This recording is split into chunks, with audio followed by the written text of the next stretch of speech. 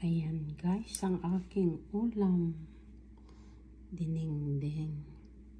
Tsaka yung aking rice. So, ayan guys. Ang aking pagkain today. Yeah. Ito po yung bagoong na na ginamit ko sa dinengdeng. So, ayan guys. Bagoong tsaka lang yan. Kulay. So, masarap naman siya. Yung aking pagka-crave ay na-satisfy naman. Yung labong at saka tinapa. So, yan ang aking iluluto today. Labong tsaka tinapa. Unahin ko muna yan. Yung aking dinengdeng. Tumutulo na.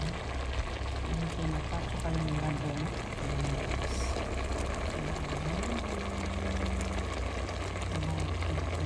Nilagay ko na yung aking talong at saka sitaw.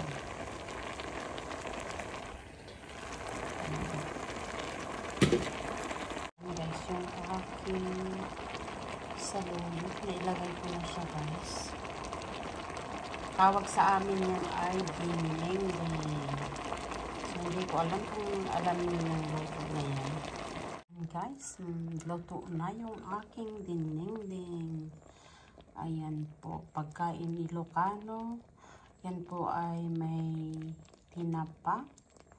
Tawag yan sa amin ay tinapa, labong, saluyot, sitaw at talong. Tara, kain na po tayo.